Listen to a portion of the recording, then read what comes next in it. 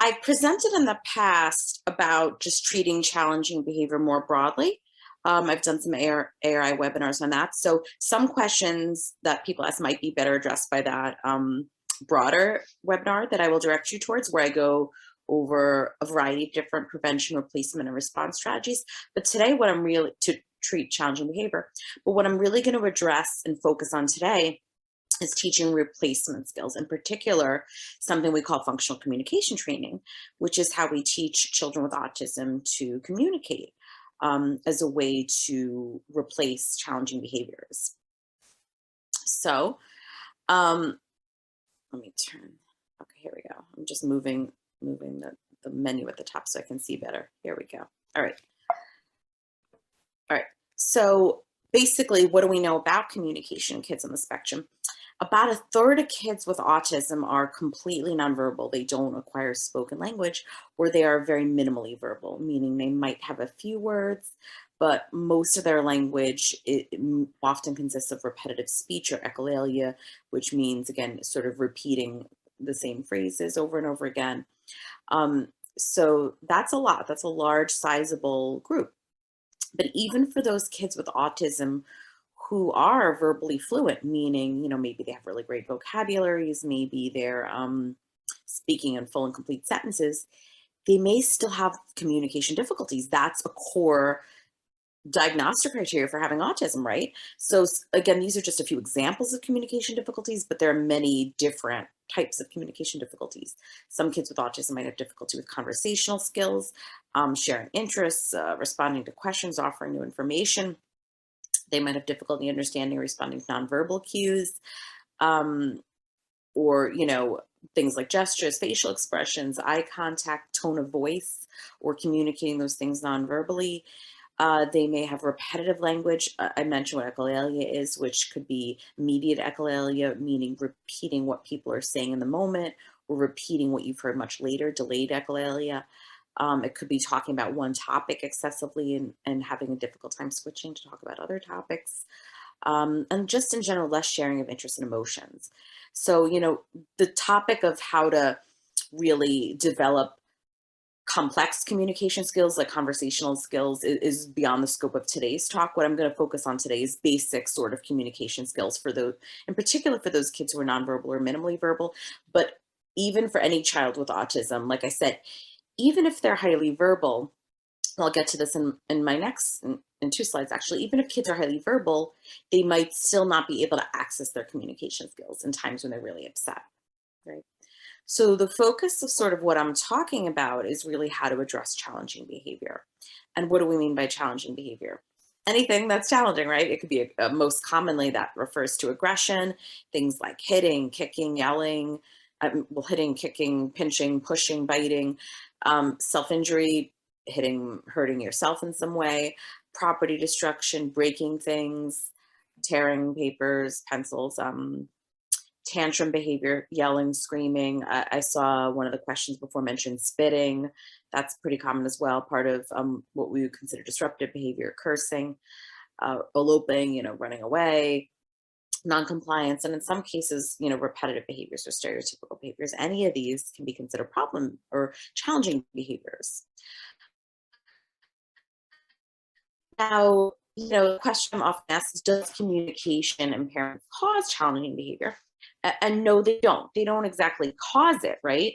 I think, very few, most people in the field would not claim that that difficulty communicating directly causes challenging behavior, right? But if a child has difficulty communicating what he wants or needs, that can increase the likelihood that he's going to resort to using challenging behavior in order to get his wants and needs met, as long as that challenging behavior is reinforced, which is what we'll talk about today, right?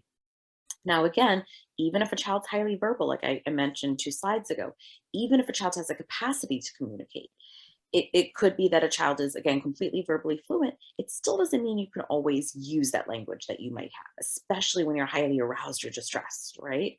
So the strategies we're talking about today could apply to any child, even when they're verbally fluent. They might still need prompting to use certain communication skills during that time when they're really distressed, right?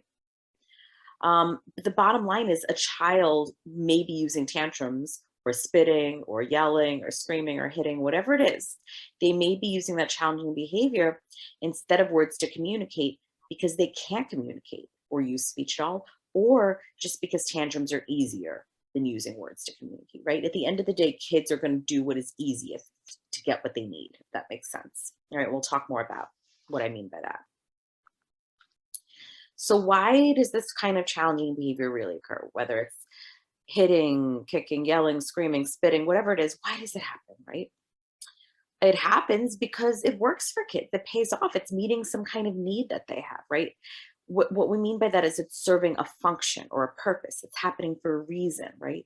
If a child is tantruming while they're waiting in line at the grocery store, it's because they're maybe getting some candy on the checkout line. Maybe they're getting attention from parents. Maybe parents take them out of the store when they start tantruming and they want to leave the store, right? So the challenging behavior is working for them. It's getting some sort of need met, okay? And that's the case with anyone. It's the case with anyone, right? If you are nagging your children or nagging your spouse, that's a challenging behavior, and probably you're doing it because it works for you. You don't want to be nagging, but you don't know how else to get your kids to do what you're asking or your spouse to do what you're asking, right? You don't know how else to get your needs met. So that's why you resort to this behavior that maybe isn't so great. All right. So what are those common reasons that challenging behaviors persist? Basically, it can be categorized as one of two things: to get something you want, or to escape or get out of something you don't want. Everything can basically be broken down into those two reasons, right? Um, so, and again, this is true for any child with or without autism, any adult, any person. But what's different about autism is that the functions are more diverse often. There's more varied functions, and it might be harder to know what those functions are. So again, kids or adults, but kids with autism might be resorting to challenging behaviors to get attention from parents or peers or siblings or teachers, whomever, or to get a preferred item or activity they want. That could include preferred food or treats or toys or objects or iPad or TV time or computer time, etc., or to obtain some sort of sensory stimulation, so to get something they want. Or problem behaviors might be persisting to escape or avoid or get out of something they don't want, right? To escape or avoid a demand, like do your math homework or brush your teeth or make your bed or get your shoes on, right? To escape or avoid social interaction, to escape or avoid anxiety, to escape or avoid sensory stimulation or reduce pain or discomfort, to escape something, right? And again, like I said, these functions can exist in anyone. What's different about autism is, like I said, the functions are often more diverse. Like a neurotypical person, a person without autism, it's a pretty safe bet that every kid is basically engaging in some type of challenging behavior, either to get attention or escape a demand, right? Sometimes to get a thing they want, a toy. But again, with kids with autism, it could be any of these functions. They could be escaping or avoiding social interaction, right? Which is less common in people without autism, though it happens. So when you ask a question at the end, if you're going to ask something like, my child's spitting, what do I do? Or my child's hitting, what do I do? I'm not really going to know what you do, because the behavior itself doesn't matter. What matters is why your child's doing it, right? One child you might walk up to when you're talking. Let's say you're a mom and you're talking to your spouse and a child starts spitting and you say, don't spit, right? That child, the function of their spitting is to get your attention, right? Whereas you could have another child who's engaging in the exact same behavior. And maybe you go up to him and you say, hi, Johnny, say hi to Lauren now. And he spits at you and you're, oh, let's leave him alone right now. Let's leave the room. So for that child, spitting is functioning to help him to avoid social interaction, right?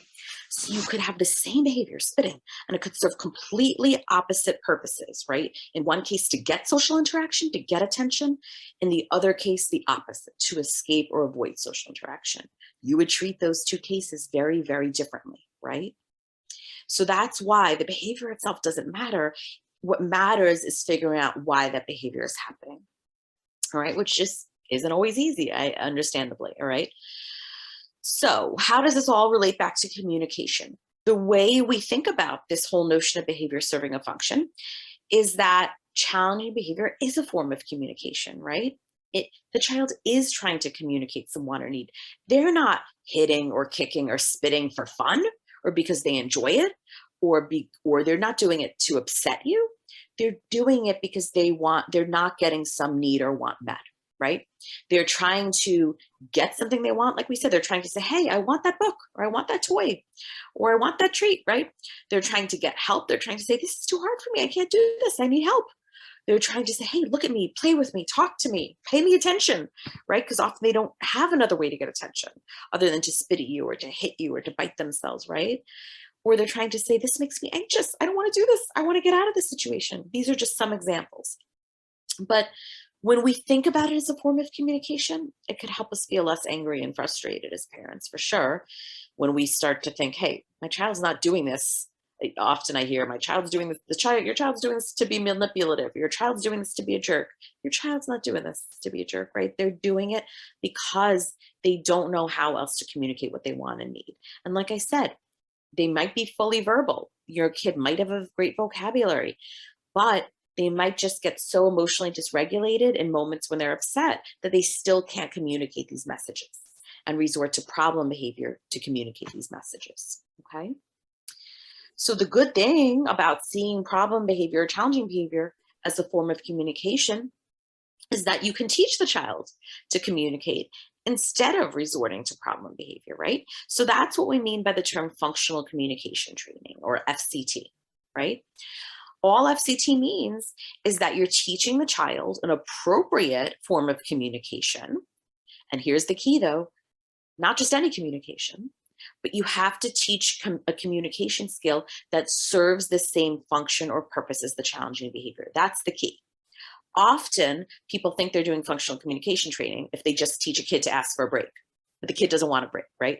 Or if they teach the kid to say hello, but the kid doesn't want attention. So teaching them to say hello isn't necessarily going to be helpful, right?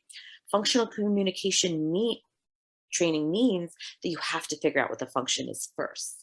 You have to know what communicative message that kid is trying to send in order to know what communication skill to teach them. Does that make sense? Right now, this communication skill could be anything. It could be verbal or vocal, or it could be nonverbal for children who do not have verbal abilities. It could be sign language, PECS, the picture exchange system. It could be an augmentative alternative communication device, an AAC device, a picture book. It could be anything. It could be just tapping, right? So there's ways for children who are completely nonverbal. The mode doesn't matter so much. We do whatever mode is going to be easiest for a child, right?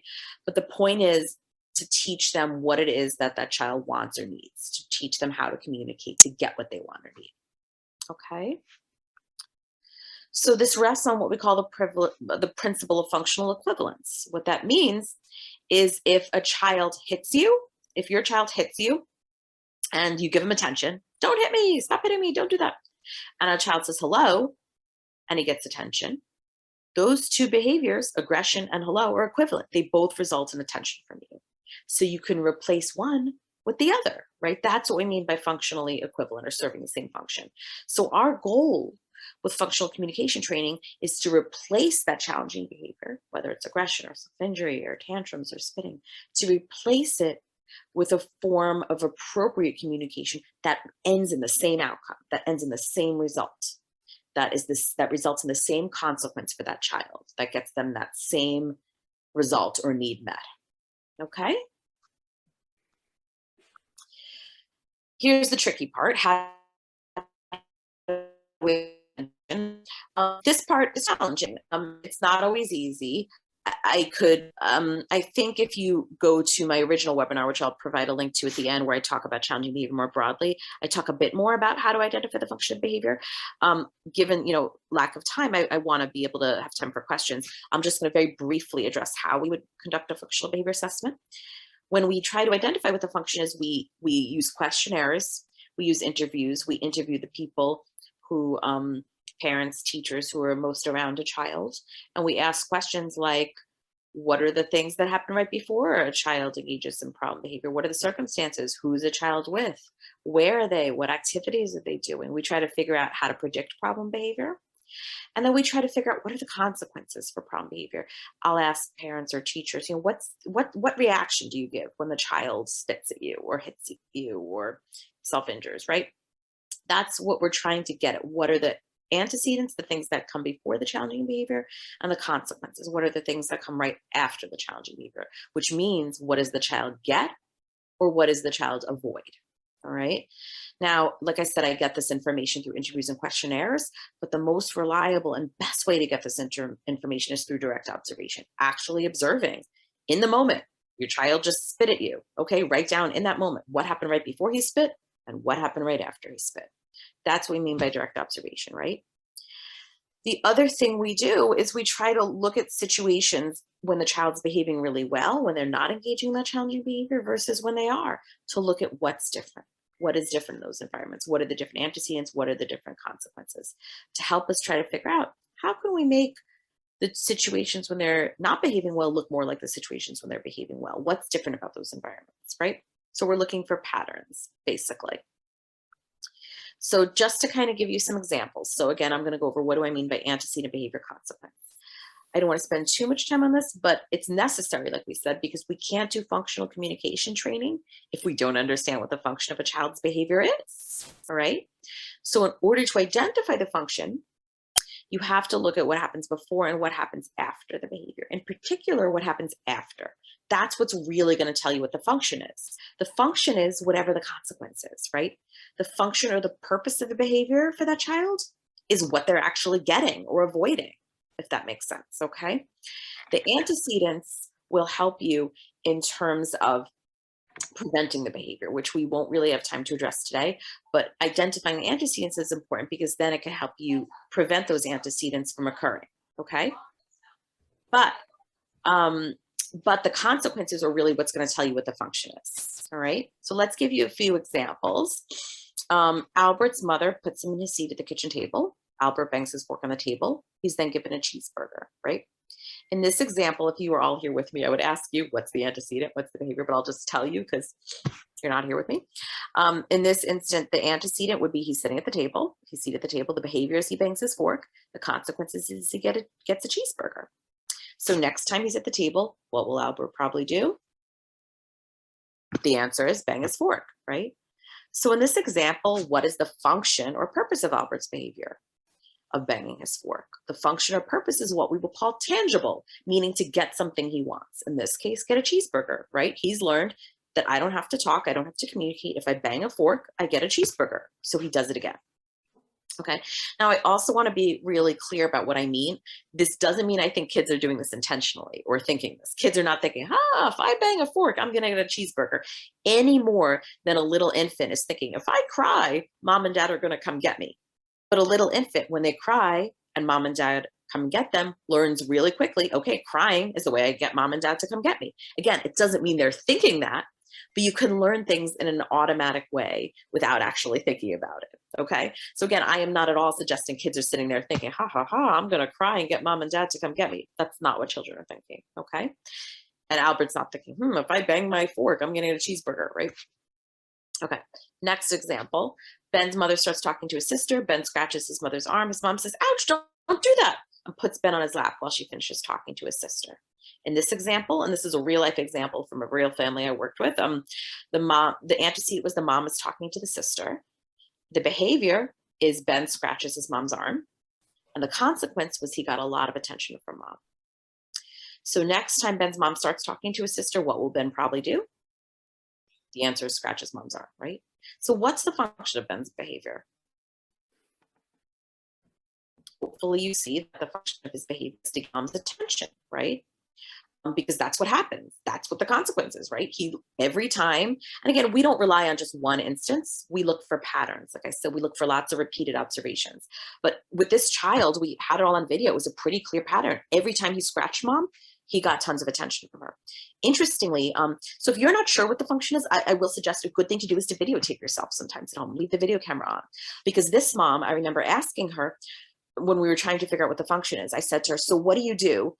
And this child, it was really sad. This child with autism was actually in a wheelchair and couldn't move and couldn't talk at all, had no way to communicate, right? So this child had no way to, he had 3 siblings. So when the siblings would come say, watch my dance, mom, or watch me do this, and mom would be giving them tons of attention, this child had no way to say, hey, look at me, play with me, I want your attention too, right? So what did he do? He scratched his mom. And then I said to mom, how do you respond when he scratches you? She said, I don't respond at all. So she really didn't know. And that's where videotaping helped. Because when we videotaped it, then she was able to watch herself on video and realize every time he scratched her, she would stop watching his siblings and turn to him and say, what's the matter? What's wrong? Or rub his back or pay him some form of attention. So again, his behavior of scratching was serving the function of saying, hey, mom, pay me attention, right? Example 3, Cindy's mom tells her to do her math homework. Cindy screams and bites herself. Her mother sighs and leaves the room. In this example, the antecedent is she was given math that was too hard for her. She bites her, screams and bites herself, and the consequences, she gets out of math. So next time her math is too hard, what will Cindy probably do? The answer is she'll scream and bite herself. And what's the function or purpose of Cindy's behavior? It's to escape or avoid math, right? She's learned that when she screams or bites herself, she doesn't have to do it, right? And this is pretty common, all right? So once we identify all of that information, once we figure out what are the antecedents, what are the things that come before the challenging behavior, and what are the consequences, we design a multi-component intervention plan that does 3 things. We try to prevent the challenging behavior by changing the circumstances that trigger it. We try to figure out how can we either remove the antecedents or minimize these antecedents in some way, or make these antecedents a little bit better. So like if it's work that's too hard, if that's a trigger, how can we make this work a little bit easier or more enjoyable in some way?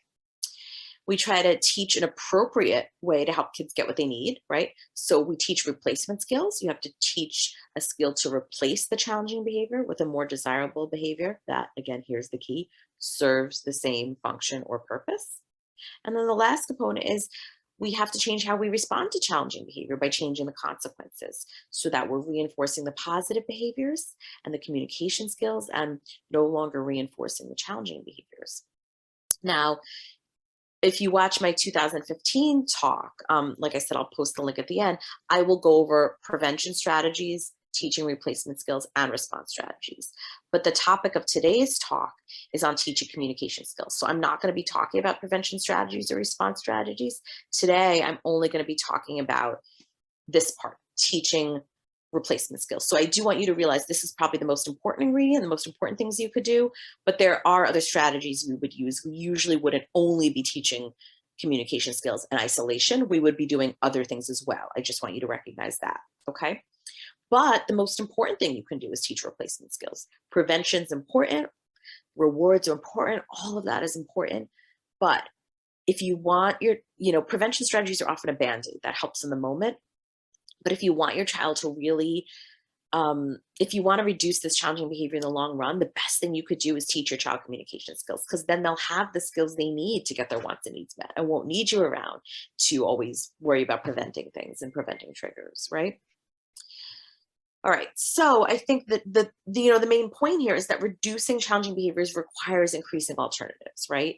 You can't just remove something, often in another talk I did recently, parents just said, okay, so if the function of spitting, let's say, is to get my attention, so I should just ignore the spitting? No, right? You can't just remove something that's serving a purpose without replacing it with something else. So if you just ignore that spitting, the child's going to find something else to try to get that attention in some other way. So yes, you don't want to respond to spitting. That's certainly a piece of it. But again, the more important thing would be to teach your child to ask for your attention and have another way to get your attention so that they don't need spitting. That's the key, right? So the first step is that behavior serves. And then the next step is offering the child a better way to meet those needs. And the types of skills you would teach could be self-regulation skills, communication skills, social skills, academic skills, for example. But today, of course, like I said, we're going to focus on communication skills. So by functional communication training, like we said, we don't just mean teaching any communication skills, but we mean that the skill you teach, like I said, has to match the function.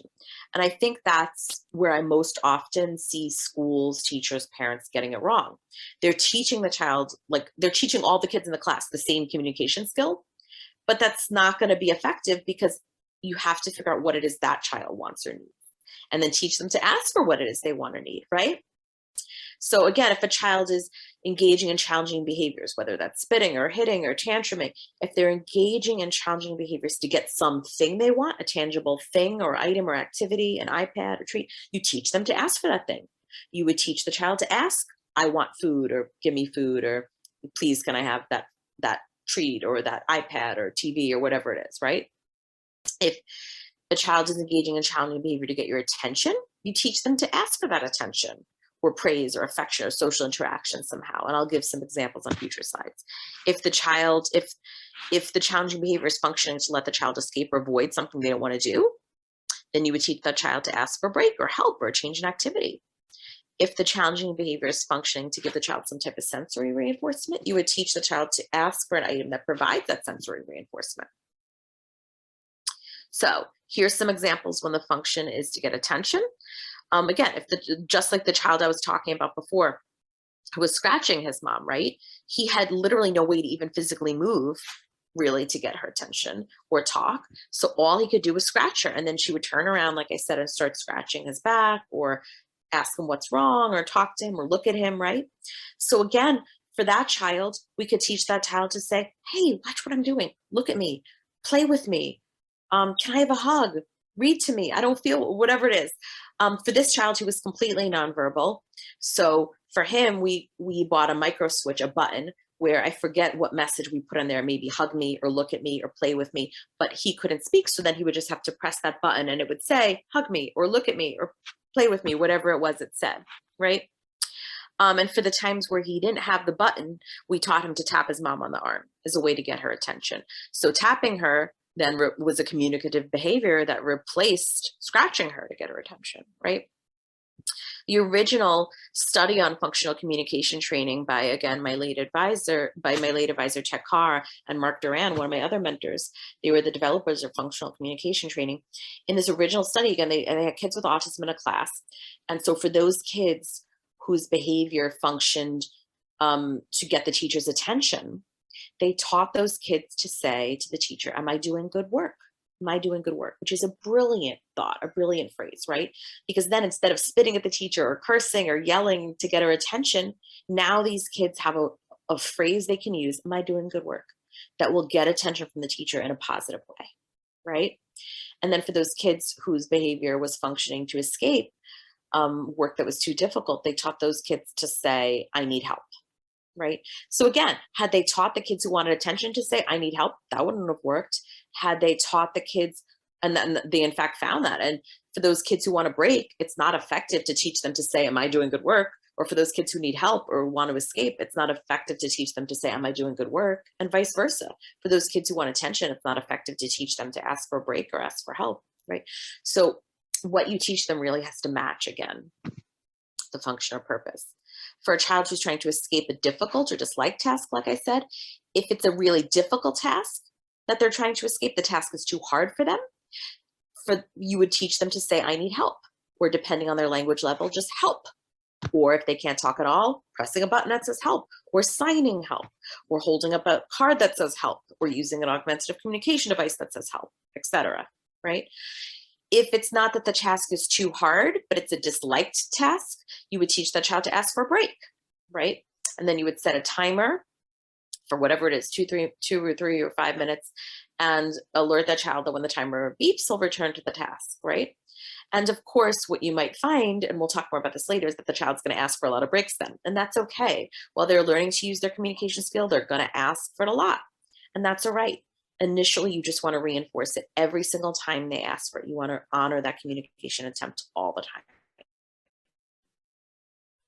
Over time, once the child likely knows how to ask for a break and is not engaging in challenging behavior, that's when you want to start saying, oh, okay, you want a break?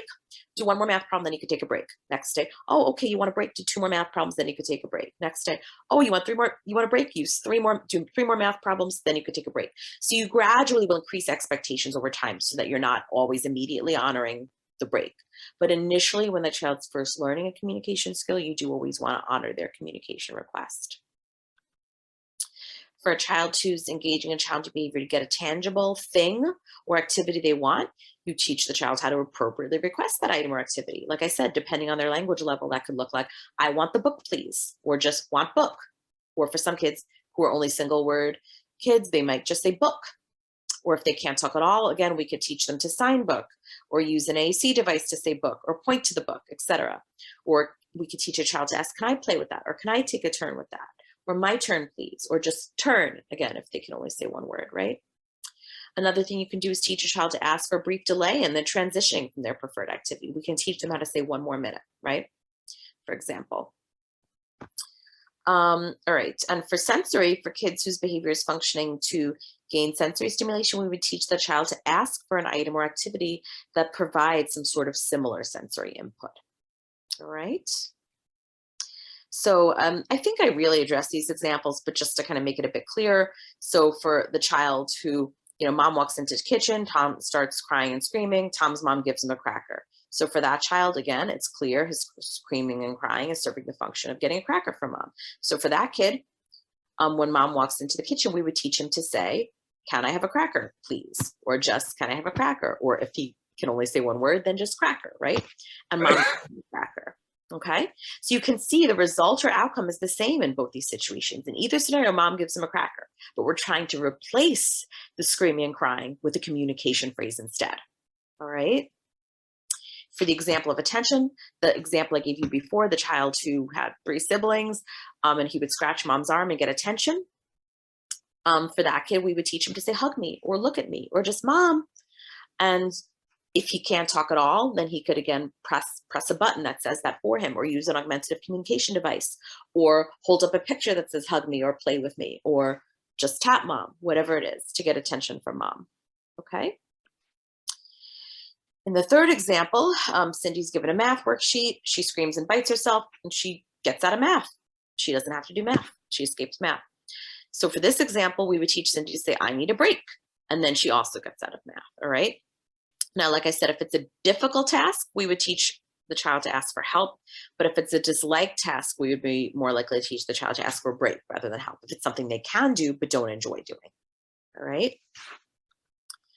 So when you're thinking about what communication skill you're going to teach, like I said, it has to be something that serves the same function or purpose, okay? It has to be something that works as well or better than the challenging behavior. I'll talk more about this on the next slide. It has to be something the child's capable of learning and executing, right? So you want to look at their current repertoire of skills or communication skills that they already have, because it's easier to shape a skill they already have than try to teach a completely new skill. So to give you, we'll talk more about this on the next slide, but so how do we teach this communication skill? You try to teach it in a situation that provokes the challenging behavior. So if you know, again, this is where identifying the antecedents is key. So if you know, okay, your child normally scratches you when his sibling comes in and asks for attention, then that's the situations you would create to teach it in. You would ask their siblings for help and say, okay, I want you to come in and talk to me. And as soon as the sibling comes in and says, hey, mom, watch my dance, that's when you would say to your child with autism, you would say, okay, here's your press, look at me now, or press this, or take their hand and actually help them to press the button that says, look at me. Oh, yes, you want me to look at you or play with you, and then give them that attention, right? But you're teaching it in the situations that you know trigger the challenging behavior, right? We also teach in conjunction with prevention strategies, like I said, that we don't have time to go over today, but I included a few slides on the end just for your reference, and I will also provide the link to this 2015 talk. So we teach and we practice it in more contrived situations before we get into more realistic situations. And I'll give you an example in a few slides of a boy who was aggressive when kids in his class were crying. So we initially taught it with practice situations. Before when kids were crying, we in my office. So again, you want to practice with easier, more contrived situations before you practice in the real situations, okay? After practicing contrived situations, that's when you would try to prompt the skill in the real life situations, in the naturally occurring situations, okay? So how can we ensure that the communication skill will be used? The first thing to consider is the effort of the new behavior. The replacement behavior has to be easy, as easy, or easier to perform than the challenging behavior, right? The biggest difficulty in replacing challenging behavior with more appropriate ways of communicating is that the child's probably been using this challenging behavior for a really long time and is comfortable with it. It's easy for them. So if you want to teach them to replace the challenging behavior with a more appropriate behavior, then the more appropriate behavior needs to be just as easy to use, right? So if a child hits their sister or brother to get them to stop doing something that they don't like to do, that's probably a pretty easy, efficient, effective strategy for them. When they hit their sibling, the sibling stops bothering them right away, right? If we require the child to politely ask us, please stop bothering me, or please doing this, that might be too hard for the child, and it might just be easier for the kid to hit their sister or brother. So in that example, you want to teach the child a communication response that's easiest, to just say stop, or even hold up a stop sign, or come get you, at least initially. And then you could work on more polite forms of communication, like please stop doing that, later on. But initially, your goal is to just teach the child something easy that can compete with the challenging behavior, okay? The other thing to consider is the quality of the outcome. The replacement communication skill you're teaching should be more reinforcing. So for example, let's say the child wants your attention and they use a communication skill and you're like, oh, good job. But when they resort to problem behavior, you're like, you give this loud, really over the top response. That response is still probably more exciting for the child, right? Than that the response they're getting for the challenging behavior might be a lot more exciting or salient than the response they're getting for their communication skills. So you want a really kind of excited response for the communication skill. You want it to match the quality of the response they're getting for the challenging behavior. The other piece is immediacy. The replacement communication skill, you have to respond to it immediately, right? You don't want, if you respond to the challenging behavior more quickly than the communication skill, then the child's still going to use the challenging behavior because they get a more immediate response for that, okay? And then the other piece is consistency. You have to respond to the communication skill consistently, 100% of the time in that early stage when they're first learning that communication skill, right? Because if you're only responding to that communication skill some of the time, but they're hitting or yelling or spitting gets a response 100% of the time, they're still going to resort to that, all right? When do you teach these communication skills? Do not try to teach these skills during the rage stage, when your child's having a meltdown, when the volcano has already exploded. Think of the rage stage as when the volcano has already exploded. Think of the rumbling stage as when you see the volcano's about to explode. It's rumbling, but it hasn't exploded yet. The ideal time to teach these communication skills is during where it says teachable moments, before the rumbling stage even. And after the recovery stage, right? After the child has recovered from their meltdown. You can't teach anything when a child is actively engaged in a major tantrum or meltdown. At that point, you just have to do crisis management and try to calm the child down and protect yourself and protect the child and keep them safe, right? If you can't teach during the teachable moments, you can also prompt the child to use their communication skill during the rumbling stage, right? So you see a child's about to get agitated. Maybe they start rocking, maybe they start humming. They do something that lets you know they're about to explode.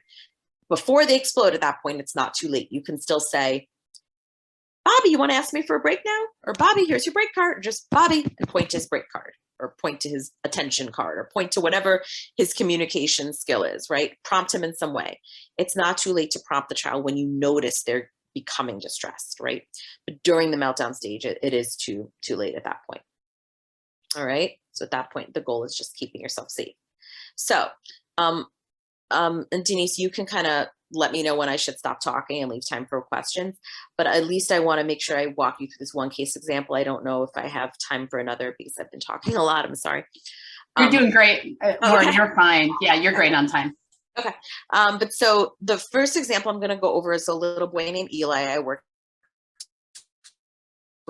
this is his real name. I changed his name, but he was a 9-year-old boy with autism. He also had a mild intellectual impairment, and he was minimally verbal, I would say.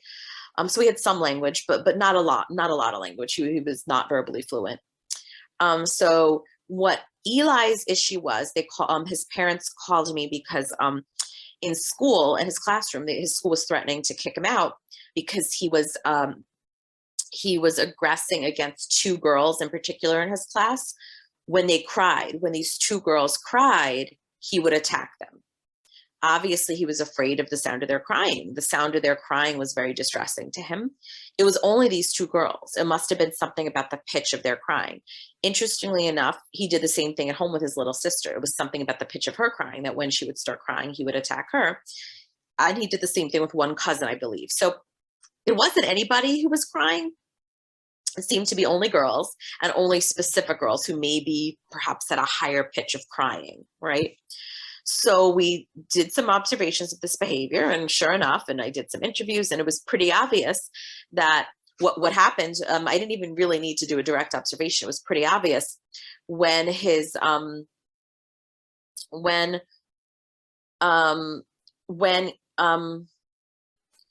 he was hitting, okay, so basically, like, whenever he would hit or pinch or scratch or aggress towards the girls, his teachers would take him out of class. They would take him to the break room. So he learned pretty quickly, every time I scratch or hit or, aggress towards these girls, I get to leave the crying. I get to escape the crying. I get to leave the classroom and go to the break room, right? So again, it was pretty obvious that he got, what the function was in this situation. So what did we do? We decided we were going to teach him how to ask for a break. Then we have to select the mode of communication. What mode means is, are you going to teach the child a verbal response or a nonverbal response? And if you're teaching the child a nonverbal response, is it going to be sign language? Is it going to be an AAC device? Is it going to be PECS? Is it going to be just a visual card they hold up? So, the mode is going to depend on what the child's abilities are, like I said, and what's also going to be the easiest response for them. Okay. So we chose the break card because it was the most low effort response. Like I said, he had some verbal ability, but we just thought it was going to be too hard for him to say, I want a break, that he was still going to resort to hitting the girls or kicking the girls or pinching them because it was going to be easier for him. So we ended up being able to teach him to verbally say, I want a break. But initially, we just used the break cards because we thought that would be the easiest response. We also thought that keeping the break cards on his desk would serve as a visual reminder, a visual prompt to him to remind him to ask for a break, right? And the other advantage of the cards, the other reason I chose the cards, is because then it would allow us to cut down on the number of cards over time. Because again, I think often parents and teachers' concerns is, okay, if I teach them to ask for a break, aren't they just going to ask for a break all day long? Yes, initially they will. And that's okay, right? Because initially we just want them to learn communication works, right? Communication works. That's our goal, right? And over time, like we said, we could gradually increase the demands, or we could gradually cut down on the number of break cards. So anyway, we taught the mode of communication was the break card. The next step was we had, like I said, you want to try to create practice situations to teach the skills. So you want to arrange the environment to create teaching opportunities. So for him, like I said, we started with practice communication skills. Since he was afraid, it seemed to us that he was afraid of the sound of crying, or it was very aversive to him. What we have to do is gradually expose him to the sound of that crying to help him become used to it, right? So we started out in my office playing videos, audio and videos of kids crying on YouTube at increasingly louder volumes over time, right? As a practice situation. Before we started out, let's call these girls Cindy and Jen. They weren't the real names in his class. We weren't going to start out teaching him to use this communication skill with Cindy and Jen at school, right? Because that's too challenging. So you want to start out with easier situations, practice situations. So that's why we just did the recordings of kids crying in my office. Ultimately, we used video and audio of those two particular girls crying before we actually extended this to the classroom. Okay. Then the next step was to prompt communication. So basically, as soon we had the break cards on the desk, right? And I told him before, when you don't want to hear the crying, you can ask for a break. Hand me a break card and then you can go. But the very first time, as soon as I started the audio of the child crying on my computer, immediately I took his hand, I placed it on the break card, and I had him hand me a break card. And I said, oh, you want a break? And I stopped the recording of the kid crying and opened the door and let him leave the room. He learned really quickly. By the third time I pressed the video of crying and started the crying, he handed me a break card on his own and left the room. So he got it quickly. And I want you to keep in mind, his teachers and his principal said, oh, he's not going to be able to learn to communicate. That's one of the things that upsets me most. Often people think that child's not going to be able to learn to communicate. Kids can learn to communicate. Almost every child can learn to communicate in some way, and they learn quickly, right? With just a little bit of prompting, they can learn pretty quickly usually, right? So like I said, by the, I think, third time, he took a break card on his own and handed it to me and left the room, all right? And that said, he still needed prompting in the natural environment. The very first day at school, I remember his teacher said, oh, he didn't use his break card. He's still going to need prompting those first few days to use it, right? So we talked with his teachers and we helped his teachers to prompt him so that as soon as a child started crying, they would immediately point to the break card on his desk and say, you want a break, right? Or hand him a break card or put his hand on the break card, and then he would use the break card, okay? If it wasn't possible to prompt him to hand the break card when he was displaying precursor behaviors or as soon as the child started crying, it was still better to prompt him to use his break card even after aggression. Although that's not ideal to do it after the aggression. You want to do it before the aggression, but it's still better to do it after the aggression and then have him go to the break room than have him go to the break room right after he hits or kicks another child. Because again, you don't want him, you still want him to make the link between I use my communication and then I go to the break room, not I hit or kick or yell and then I get to go to the break room, right? Step 5 was to fade the prompts. Because again, you don't want a kid to become dependent on you prompting them. So initially you want to prompt them a lot, but then you have to fade it. So although he initially learned to use his break card really quickly and really easily in my office, like I said, he required full physical prompting to use his break card in the classroom. And then we faded the physical prompting from a full physical prompt, so actually taking his hand and putting it on the cards, to just tapping his hand like a partial physical prompt, and then a gestural prompt, meaning just tapping the cards to remind him to use it. And then ultimately just a verbal prompt reminding him break or use your break card, right? And then we whispered that and faded that prompt out as well so that he was using the break cards independently. And over time, like I said, we also gradually decreased the number of break cards so that he had to wait longer and longer until he was able to take a break, all right? And that's important to do because in the real world, you can't necessarily escape crying every single time you hear it. So ultimately, he needs to learn to cope with the sound of crying, right? So ultimately, like we said, we faded out those break cards over time so that he had fewer and fewer break cards. So again, when he did use his break card, his teachers brought him to a quiet kind of neutral area. So they didn't bring him to the initial break room because he kind of had a negative history with that room, but they brought him to like a quiet area in the classroom that they set up with like a tent or in back of cubbies. So it was like a little kind of quiet break area. All right. And then step 6, we taught him some new forms of communication. So when he was playing with his sister, he would often, when he was playing on the computer and his little sister would come up and try to touch the computer, he would hit her or push her or bite her. And pretty quickly she ran out of the room crying. So what did he learn? She leaves me alone and lets me use the computer whenever I aggress towards her. So we taught him to say my turn as a way to replace the aggression towards his sister. And ultimately we taught him, we could have used please leave me alone or something else, but what we initially just taught him was my turn. And over time we worked on him taking turns with his sister so that it wasn't always his turn. But initially, again, we honored that request initially whenever he said my turn. All right. And the other thing I will say is we also modified the environment.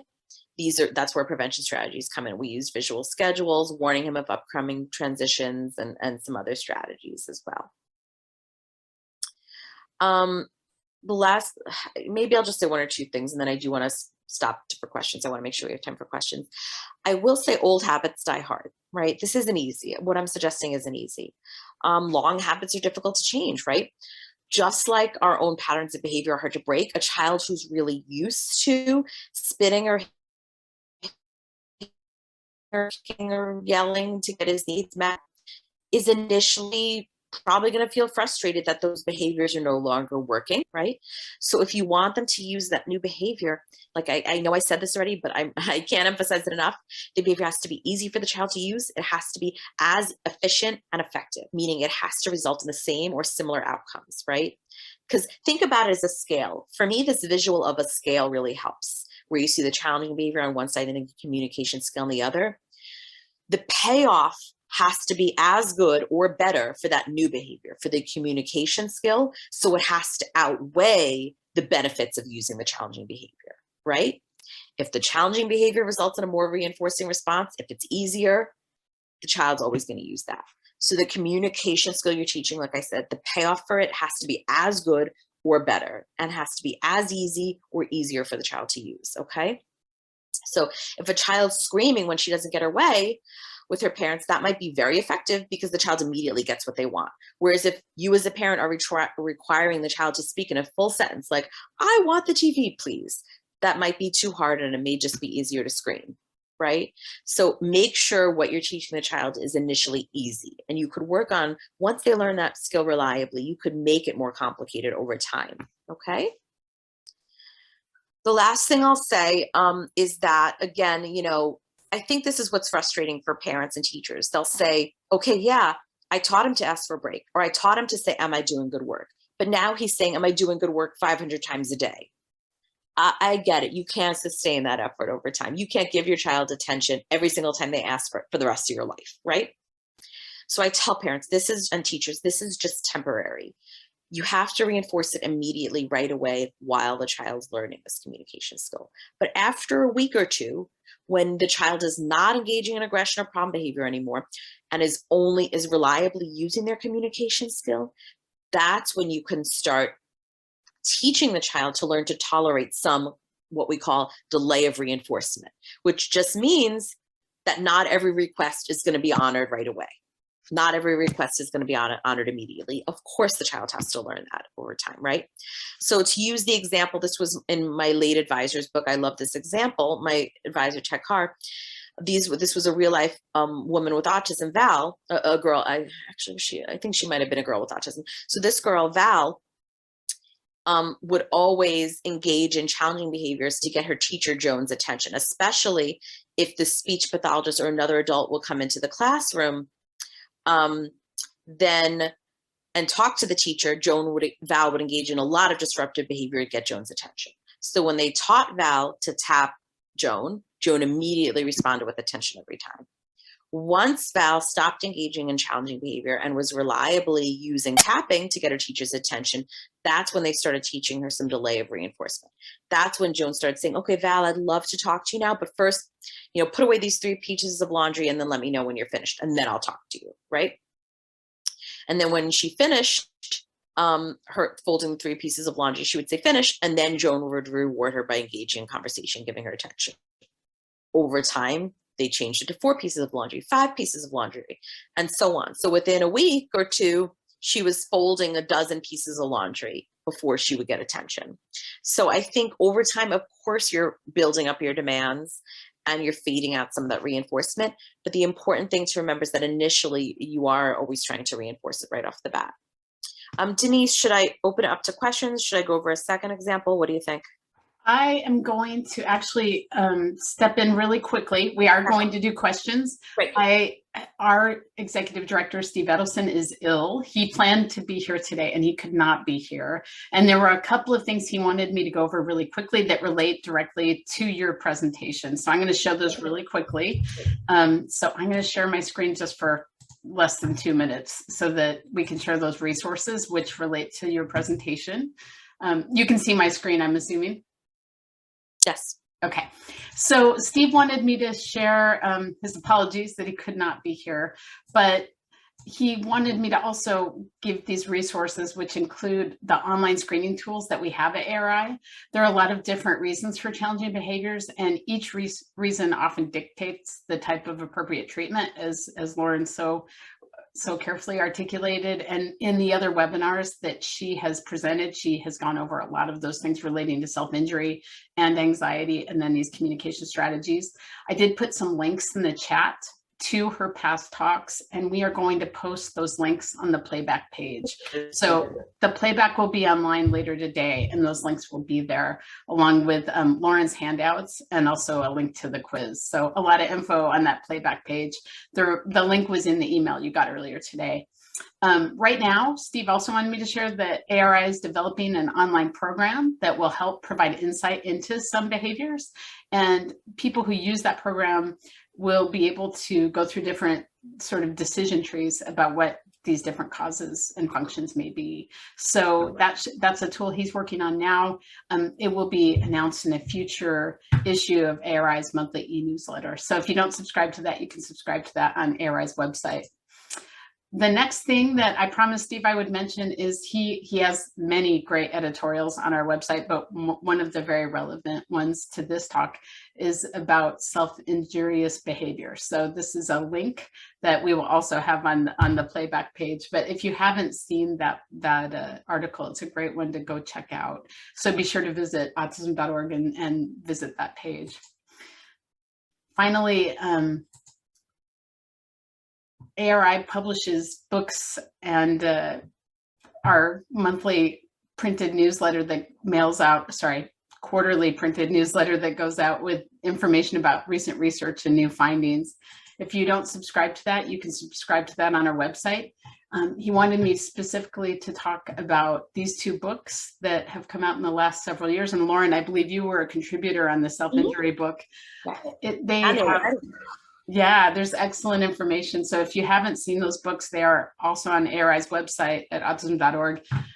They're available through Amazon and also through Jessica Kingsley. So if you have not seen those are some resources to check out. And be sure our webinars are free. These are resources for you. You can check out the playback on our website. And then you can also register for upcoming talks, and we are glad to provide that support. So I'm going to turn it back to you, Lauren, for Q&A. But I just wanted to get all that stuff in there for Steve since he couldn't be here today. And again, he says his apologies. All right. So Lauren, do you want me to read you questions or do you just want to go into the Q&A? Yeah, you can read them to me, whichever one's. Great. All right. So the first question, this is a very specific question, and I think you addressed it, but it's one actually that I think a lot of parents have to address. So what do you do when a kid really likes to flush things down the toilet? So in this case, this particular person, it's socks. Yeah. So what might that function of that be? Again, it's really going to kind of depend what the function is. That I don't know. I'm thinking of one kid we worked with where he ran out of his classroom and continually flushed things out of the toilet. Everyone in the class, like 3 or 4 teachers, would run after him, run into the bathroom, and be like, "Don't flush it down the toilet! Don't do that! Oh my God!" And so, of course, that was an attention function. He got a lot of attention for flushing things down the toilet, right?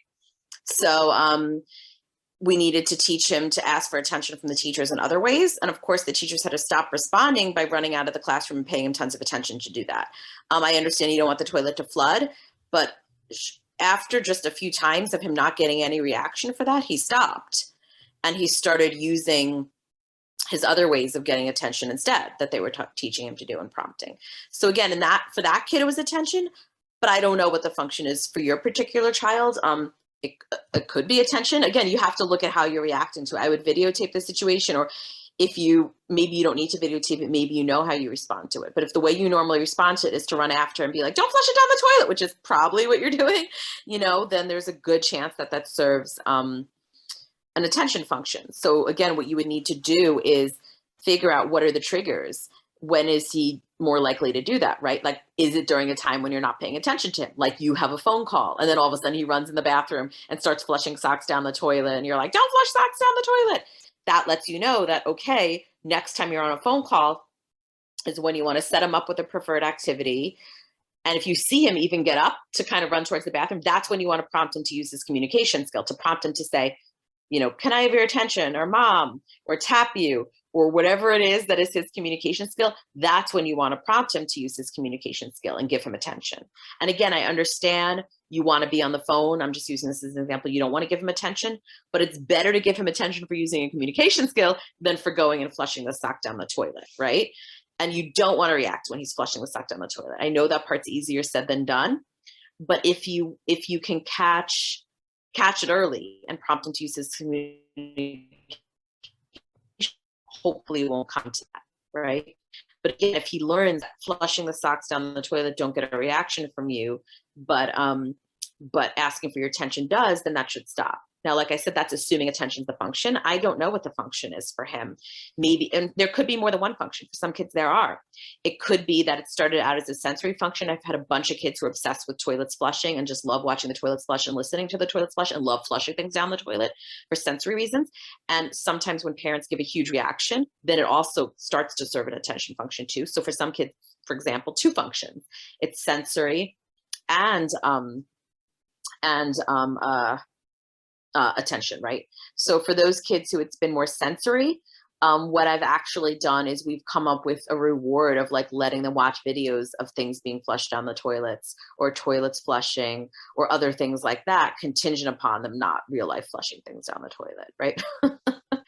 Because sometimes the videos can be a nice substitute, or they can use as a reward at the end of the day actually flushing something down the toilet that's not a sock. You know, you could give them something else to flush down the toilet that won't clog, like a tissue or a piece of toilet paper or whatever else, right? Great. Yeah, those are great ideas. We've got a lot of questions about self-injury, so I don't think we can tackle all of those individually. You do, I shared about the book. You do have a past presentation on that. Yeah. And you've done live Q&A on that. Generally speaking, though, a couple of the questions are about specifically when technology isn't working and there's nothing you can do about it. So the iPad or Wi-Fi is down, that kind of thing. And someone begins engaging in self-injury just because that concept doesn't make any sense. Do you have any advice or tips, or what do they do? Yes. So again, you know, if you know that that's a trigger, that's great, because then you know, at least then you could prevent it. So as soon as you know, okay, the iPad's out of batteries, or as soon as, you know, the Wi-Fi's down, you want to think about what else does your child really love, right? And again, I know maybe nothing competes with the iPad or the Wi-Fi, I get that. But for almost every kid, there's something else they like. Like, let's say it's a specific song they even like on the iPad. You could sing that song with them. Or it's a specific, let's say they watch Curious George on the iPad. Maybe you have a Curious George book you can use for when it's down, right? So there's often replacement things that they love that we could use in those instances. And the key will be teaching them to ask for those things, like I said. So I've practiced this with kids before, where, because that is a really common trigger. Oh my God, even my own kids freak out when the Wi-Fi is down. It's like, you know, when they don't get their computer access. So that's a really common trigger. So we practice that, right? So sit there with your child and let's say, okay, let's use that as an example, that they like to watch, Curious George. That's what my younger one likes right now on the iPad.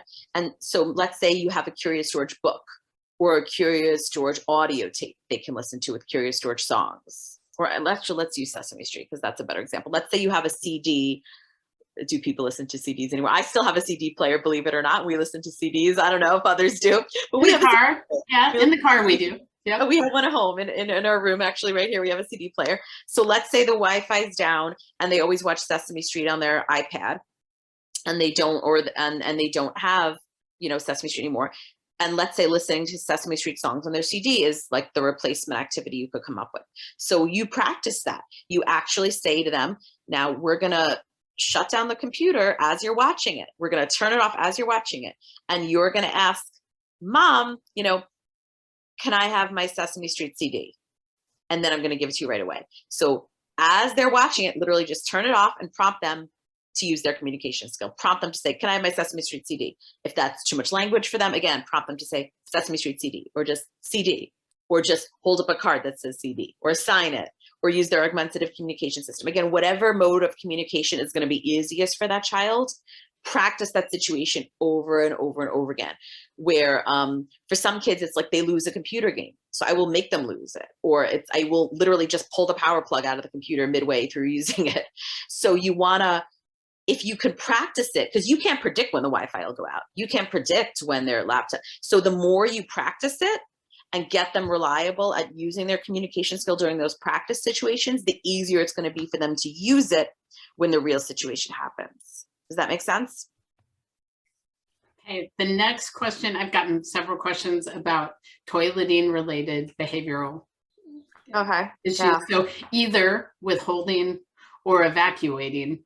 to get a response. So I know there's great information out there about teaching toileting skills, but I'm sure you've encountered this. Do you have any specific tips for that particular issue? You know, again, it's really gonna, I hate to say it's gonna depend on the function, but it really does. Withholding is really different than, or at least can be really different than kids who are defecating, who are pooping all over the place, right? Just to be, right? That's an extremely different thing to teach. So for kids who are withholding poop, they could have encopresis, you know? And so that's like a whole separate talk. I definitely have done talks on treating encopresis and enuresis, which means, and again, it can start for a variety of different reasons. Often children are constipated, right? And maybe they had a really painful poop. So then they start holding it in because they're scared it's going to hurt, right? And so that's a common problem for some kids. They're actually scared of the act of doing it in the toilet or flushing it down the toilet. So similarly, so for those kids, again, you want to really try to gradually kind of expose them to the task and do it in baby steps towards the task. So for example, my 8-year-old, when she was 3, she definitely, you know, had major fear of pooping in the toilet, would only poop in her diaper in one corner and would hold it in for days. And so for her, what we did is we literally made a trail of blue tape. I don't know why it was blue tape, leading from that one spot in the corner where she was pooping all the way to the toilet. And she got crazy rewards for progressing from each piece of tape, getting closer and closer towards that toilet. The hardest was actually just stepping 1 inch closer from one centimeter closer from one piece of tape to another. And these were rewards like favorite videos and lollipops, things that she couldn't get for anything else. So the rewards you use have to be just reserved for that, or else they're not going to be powerful enough.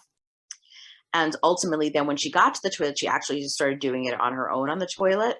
For other kids, they will need to sit in their diapers on the toilet and do it in their diapers. And over time, you could cut a hole in their diaper that's gradually bigger and bigger and bigger and bigger until they're actually pooping in the potty and not in their diaper. And with one kid, it was literally, there was just like a band of diaper around his waist at one point, and then we removed that. So you're trying to think of ways to gradually fade it closer and closer and closer to prompting them on the toilet. You might need to work with an MD as well on high fiber foods, even using like Miralax or things like that to help the poop come out a bit easier, because constipation could be a major issue.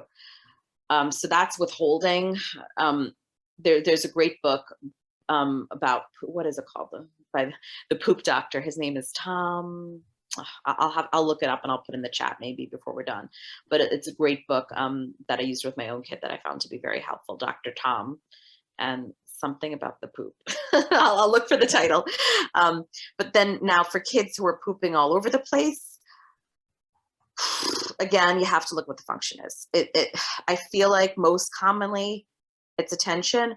Most commonly often, again, it starts out as sensory. There's some kids who really just like the feel of poop. And so maybe they like touching their poop, and they'll smear their poop on the wall or poop on the floor. And that gets such a huge reaction from parents or peers or teachers or whomever, that they're like, wow, that was a huge reaction. And then that starts to serve an attention function, right?